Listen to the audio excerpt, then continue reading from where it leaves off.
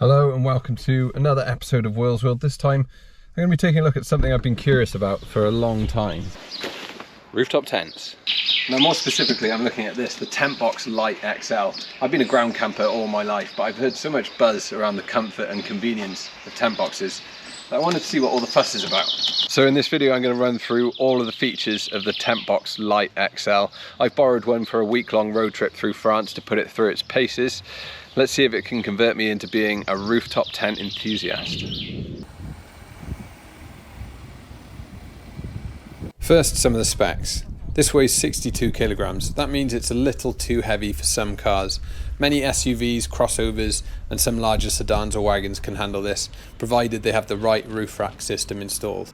If your car's handbook says its roof load is sub 62 kilograms, you might be better off looking into some of Tentbox's other options. Fortunately, they do have a model to cater for pretty much every type of car.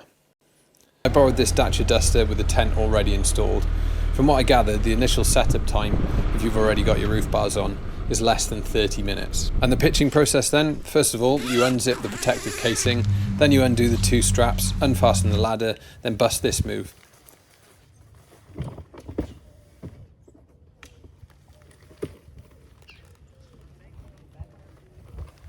Look at that, pretty much good to go within moments. This is where it gets a bit trickier though.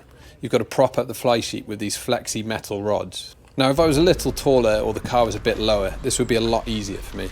If I were to repeat this trip, I'd bring a mini step ladder just to make this part a bit smoother. But that's it. Hannah timed me the first time I tried setting it up and it took less than 15 minutes. After a few uses though, I've got it dialed to around 5 minutes. And let's look inside then. First of all, as you can see, it's absolutely cavernous. With just Hannah and I inside, it really is luxuriously spacious. I do think that you could fit 4 adults in here quite comfortably, but it's certainly very nice for just 2 people. For me, what's particularly handy is that the 180 centimetre width and 240 centimetre length are both long enough for my 5'10", 177 centimetre height, so I can always sleep with my head uphill when parked up on uneven ground.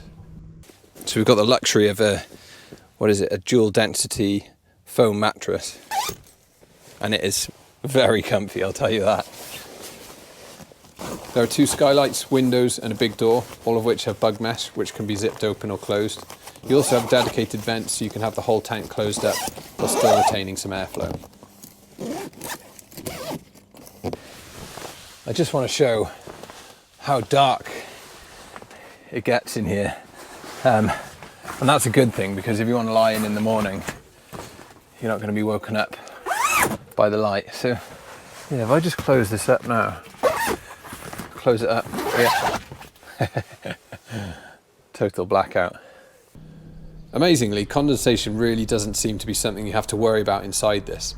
Not if you've got just a couple of the windows or doors partially open anyway. And you know that slightly damp feeling you get in a tent? This really doesn't seem to be a problem with this. That to me is one of its biggest advantages. As you can see too, there's handy storage inside and points to string up lights as well.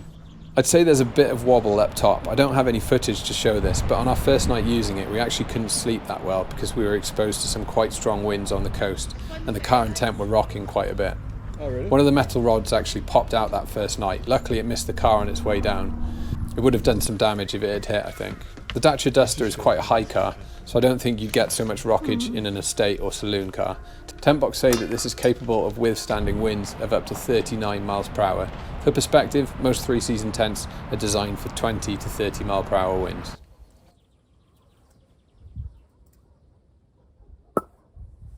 Driving with it on top. Now, I haven't driven a Dacia Duster without a Tentbox, so I can't really give a comparison.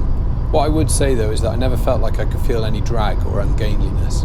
Nor did the car feel like it was burning through fuel faster than I'd expect. What I did notice, however, is that it's quite noisy. You can really hear the air whistling through it. I got used to it, but yeah, I guess you could say that that's one drawback to the Tentbox Lite XL. Now before I talk about the packing away process, let me just quickly praise this amazing kitchen box that Tentbox make. It sits snugly in a boot and slides in and out easily thanks to its wheeled base. It pops up super easily, and look at just how convenient it is, offering loads of space for food prep and this incredibly powerful 3-burner stove. I absolutely love this. The only downside is it's pretty pricey at £495. It might also be a little too big for some car boots as well. Packing the tent box away then. Again, the struts are a little fiddly to remove, but once that's done, all you need to do is lift up the ladder to fold the tent box, collapse and secure the ladder, do the straps up, throw the cover back on and zip it up. Again, it's super easy to do, and with a bit of practice can take you less than 5 minutes.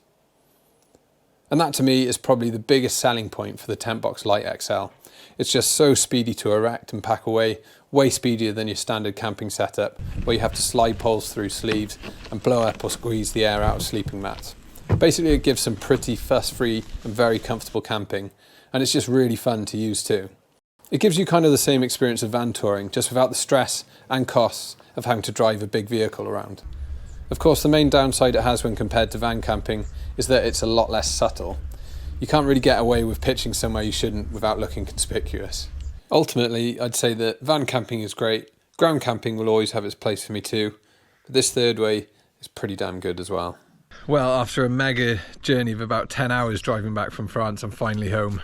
Very glad to be as well. And that concludes my journey. I hope you enjoyed following along, and I hope I answered some questions you might have about the Tentbox Lite XL. If you do have any things that I haven't answered, then fire away down below in the comments. I'd be happy to help there. And if you did find this video useful, please do consider hitting that subscribe button, whichever side it is. That would be massively helpful. And all that's left to say is thank you very much for watching. Catch you next time.